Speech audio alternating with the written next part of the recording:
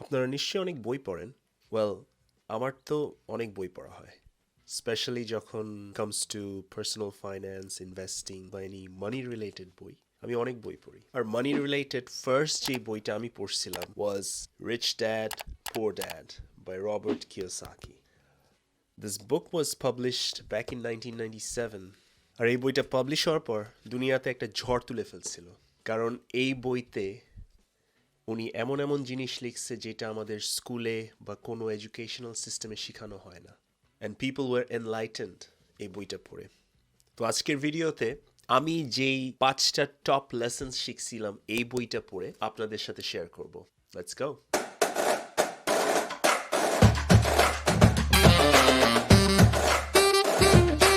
তো lesson number 1, invest in yourself.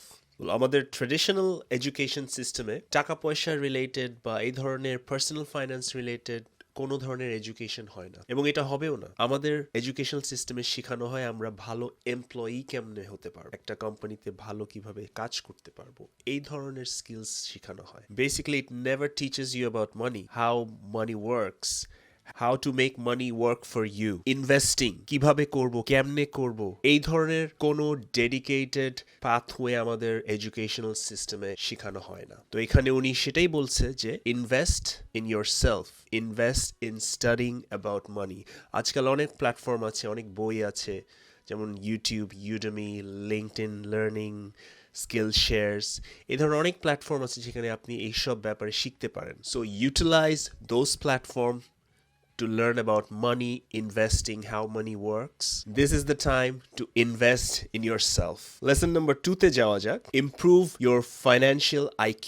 এই লেসনটা অনেকটা লেসন 1 এরই এক্সটেনশন। এখানে রবার্ট কিওসাকি বলতে চাচ্ছে যে you need to understand about the 4 things about the financial market. 1 নম্বর হচ্ছে অ্যাকাউন্টিং, নাম্বার 2 হচ্ছে গিয়ে investing, number 3 understanding the market, আর নাম্বার 4 বিজনেস লজ এবং ট্যাক্সেশন সিস্টেমের আইডিয়া থাকতে হবে। এখন এই 4টা টপিক যদি একটু এলাবোরেট করি, অ্যাকাউন্টিং জানলে it will help me to understand the situation of the business.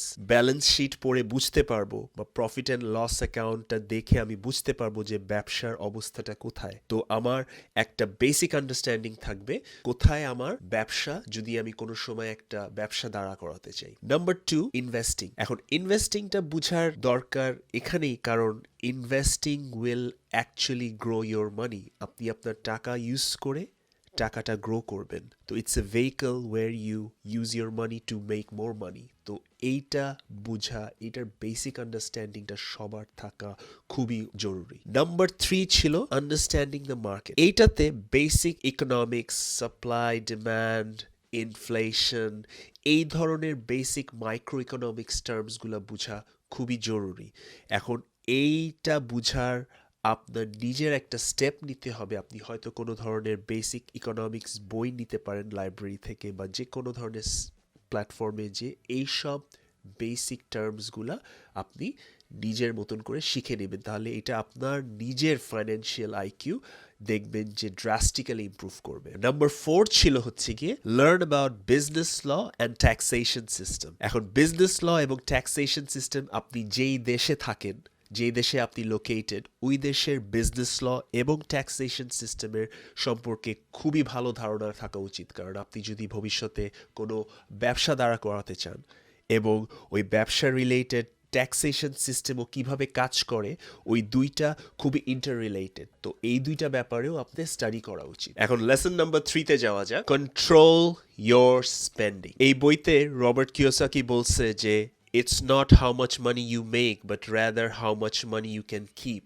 তো অ্যাভারেজ মানুষরা ইউজুয়ালি কি করে, তারা সব খরচ টরচ শেষ করার পরে যেই টাকাটা বাকি থাকে সেই টাকাটা সেভ করে, এবং তার উপর কিছু যদি পারে তখন ইনভেস্ট করে। আর যারা রিচ তারা কি করে, তারা আগে ইনভেস্ট করে এবং এর পরে যেটা বাকি থাকে সেটা নিজের উপর খরচ করে। তো এই মাইন্ডসেটটা বিল্ড করা খুবই জরুরি। এখন লেসন নাম্বার 4 এ যাওয়া যায়, most people work for money, but rich people have money to work for them. এই পয়েন্টটা রবার্ট কিওসাকি বলতে চাচ্ছে যে কিভাবে rich people have money to work for them. আর আমরা যারা ট্রেডিশনাল এডুকেশন সিস্টেমে বড় হয়েছি, তাদেরকে কি শেখানো হয়, যে ভালো করে পড়াশোনা করো, চাকরি করো, অ্যান্ড দেন আর্ন মানি।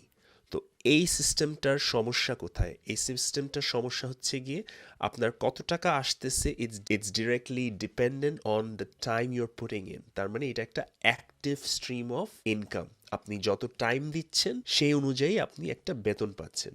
কিন্তু রবার্ট কিওসাকি বলতেছে যে আপনি যদি ইনভেস্ট করেন এবং আপনি যদি কোনো বিজনেস ইনভেস্ট করেন তাহলে আপনার ডিরেক্টলি আপনার কোনো ইনভলভমেন্ট লাগবে না। হ্যাঁ, ইনিশিয়ালি আপনার টাইম দিতে হবে, কিন্তু একবার যখন এটা সেট আপ হয়ে যাবে এবং ব্যবসাটা যখন টাকা জেনারেট শুরু করবে তখন ইট উইল জাস্ট গ্রো।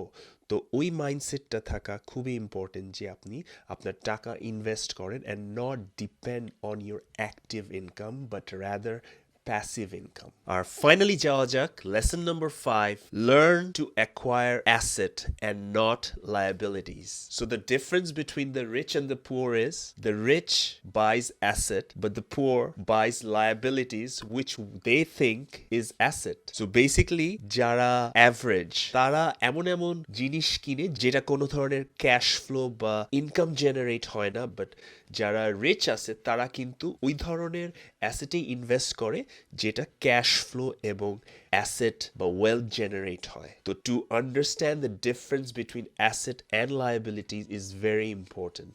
তো you have to invest time and effort to understand the difference between the two. তো এই লেসনটাও খুবই ইম্পর্টেন্ট।